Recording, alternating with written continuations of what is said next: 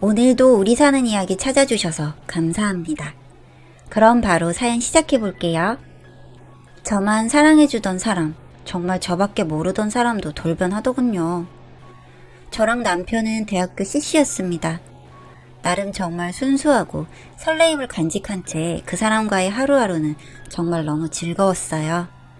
같은 과였기 때문에 공통적으로 통하는 부분도 많았고 서로 도움이 되는 그런 관계를 유지하면서 저희는 취업을 하게 되었고 그러면서 서로 도움이 정말 많이 되었습니다. 제가 잘 못하는 부분은 이 사람은 차근차근 알려주면서 제가 업무를 할 때 도움이 될 수 있도록 참 많이 도와주던 사람. 신기하게도 제가 잘하는 건 남편이 못하고 제가 못하는 건 남편이 잘하고 그래서 서로 도움이 참 많이 됐습니다.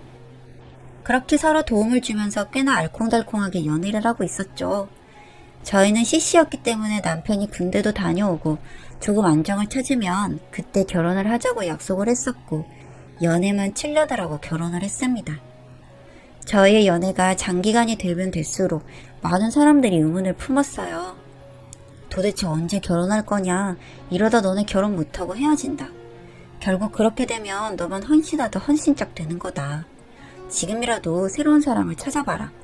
흐지부지해서 언제 결혼하냐 등등의 정말 매번 똑같고 듣기 싫은 말들이 많았습니다.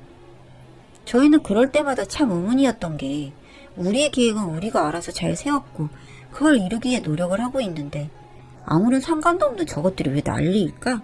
라는 생각을 했습니다. 참 남일 말하는 건 쉽고 남의 상처와 스트레스는 생각도 하지 않은 채 저렇게 말하는 친구들이, 지인들이 밉고 싫었어요. 어련히 알아서 결혼을 할 텐데 왜들 저렇게 난리 부르스일까? 라는 생각이었죠. 그렇게 저희가 결혼을 하게 되었을 때 수많은 축복을 받게 되었죠. 그때서야 너네는 역시 결혼할 줄 알았어 라고 말하던 사람들. 어이없죠? 아무튼 그렇게 남편이랑 결혼을 한 후에도 별탈 없이 잘 결혼 생활을 유지했습니다. 그런데 문제는 시댁이었어요.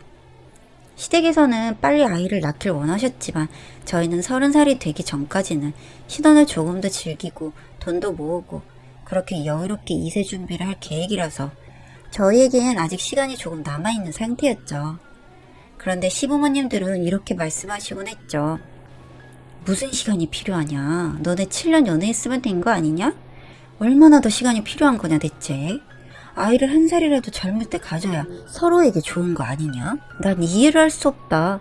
체력도 그렇고 유전자도 그렇고 젊을 때 가져야 아이한테 좋다고 하더라. 그리고 내 주변 친구들은 자기 손주들 자랑을 그렇게 하는데 난 자랑할 것도 없고 참, 며느리 들어오면 뭐하냐? 애 낳을 생각이 없는데.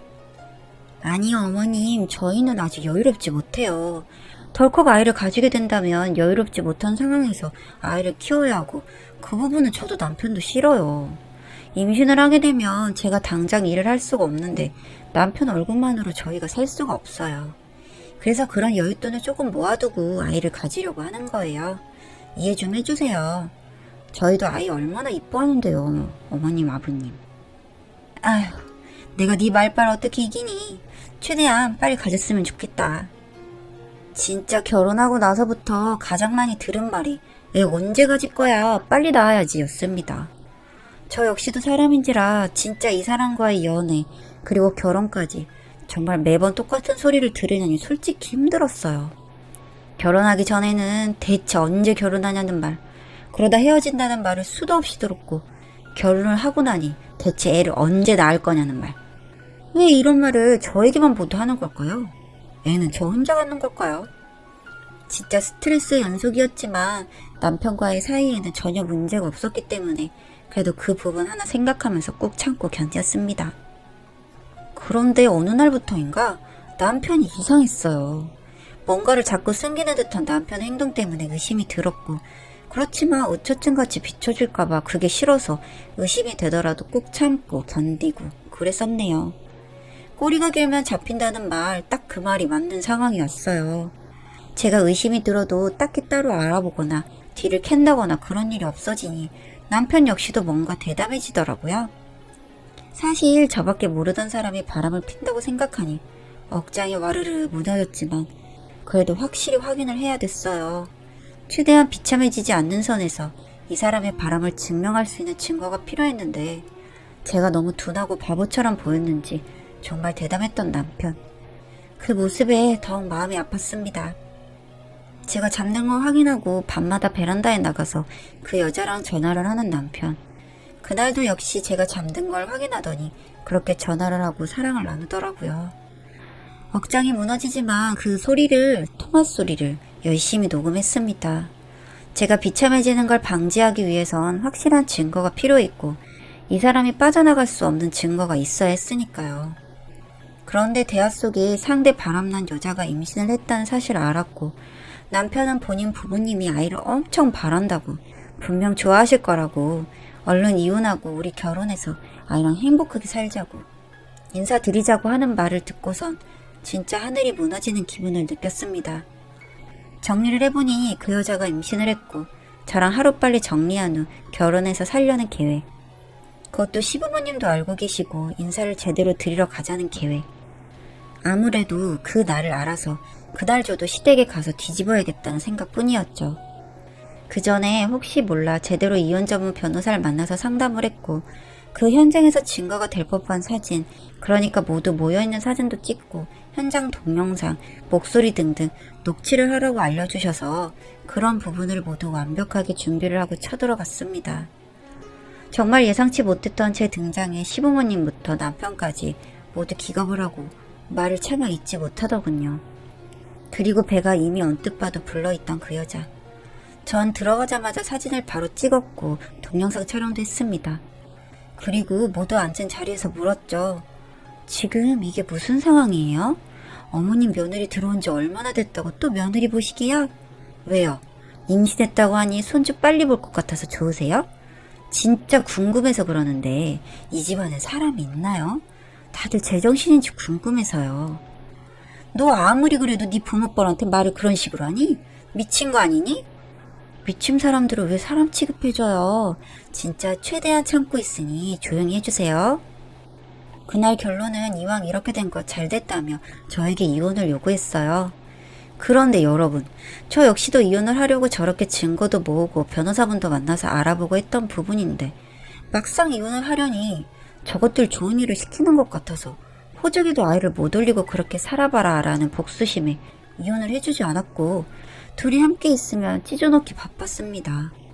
결국 저희 집에 찾아와서 그 바람난 여자가 만삭인 배를 부여잡고 빌고 빌더군요. 제발 이혼해주세요. 아이 이제 곧 태어나는데 진짜 호적에도 못 올리고 어떻게 키워요. 부탁드릴게요. 제발. 제가 아니 저희가 정말 잘못했어요. 저희는 평생 죄값 받으면서 살 테니 제발 태어날 아이만 생각해주세요. 아이는 무슨 죄예요. 제발 부탁드릴게요. 이제 곧 출산 예정인데 너무 무섭고 두려워요. 제가 진짜 죄송해요. 지금 뻔뻔하게 나더러 누구를 생각해주고 배려를 해달라는 거예요? 황당해서 말도 안 나오네. 나 이 사람이랑 함께한 세월이 10년이 넘어요. 알죠? 그런 사람한테 한순간에 뒤통수 맞고 결혼해서 애 빨리 안 가졌다는 이유 하나만으로 버림받았어요 나. 그럼 나한테 와서 태어날 네 새끼 생각해서 이혼해달라고? 진짜 사람이 아무리 뻔뻔해도 이러는 거 아니죠. 진짜 너무한 거 아닌가요? 네 알아요. 그런데 아이를 위해선 정말 못할 게 없더라고요. 제발 부탁드릴게요. 제가 오죽하면 이렇게 직접 찾아와서 빌고 또 빌겠어요. 부탁이든 뭐든 전 제가 원할 때 이혼할 거니까 돌아가시고 찾아오지 마세요. 오히려 이렇게 찾아오면 욕깎아 나는 거 참고하시고요. 그렇게 돌려보내고 혼자 꺼이꺼이 울었습니다. 과연 이게 누구를 위한 고집이고 복수일까 라는 생각도 들었고 시댁에서도 제발 이혼 좀 해달라고 빌고 또 빌고 그래서 전 귀 닫고 살기로 했어요. 저 때까지만 해도 여전히 신혼집에서 거주를 했었지만 집을 내놓고 타 지역으로 조용히 떠났습니다. 제가 어디로 떠나는지는 친정 식구들만 알고 그렇게 저 혼자만의 복수를 하려고 해요. 어차피 저는 일하면서 조용히 살 거고 재혼 생각도 없기 때문에 당분간 제가 좋은 누군가를 만날 때까지는 이렇게 끝까지 이혼을 해주지 않으려고 해요. 그 긴 세월 그 사람만 바라보고 달려온 저를 버린 벌이랄까요? 아이를 호적에 올리지 못하고 키운다는 것만큼 고통스럽고 죄스러운 벌은 없을 것 같아서 결정했고요. 어쩌면 계속 엮여야 돼서 그냥 포기해줘라 라는 의견도 있었지만 전 엮여도 상관이 없습니다. 고통스럽고 후회스럽고 두려운 건 그쪽들이지 제가 아니니까요. 제가 특별히 번호는 바꾸지 않았어요. 저에게 빌고 빌어야 할 텐데 그럴 기회는 줘야 하니까요. 아이가 태어났고 저에게 후회에 반성 어린 눈물을 흘리면서 전화가 오기도 또는 분노를 표출하면서 전화가 오기도 하는데요. 저는 그저 웃기고 속이 시원해요. 그토록 본인들이 원하던 아이가 태어났음에도 행복하지 못하게 키우는 그 고통을 이용해서 제대로 복수를 한 것 같아서 조금은 마음이 덜 아픕니다. 조금은 속이 시원하고 말이죠. 앞에서 살짝 말씀드렸지만 제가 누군가를 만날 마음의 여유가 생기고 그 사람들에 대한 미움이 조금 사라질 때까진 절대 이혼해주지 않을 겁니다. 제가 손해를 보더라도 그 사람들이 가장 고통스러운 게 바로 아이를 호적에 올리지 못하고 그렇게 키우는 거니까 최고의 복수를 하고 있는 중입니다.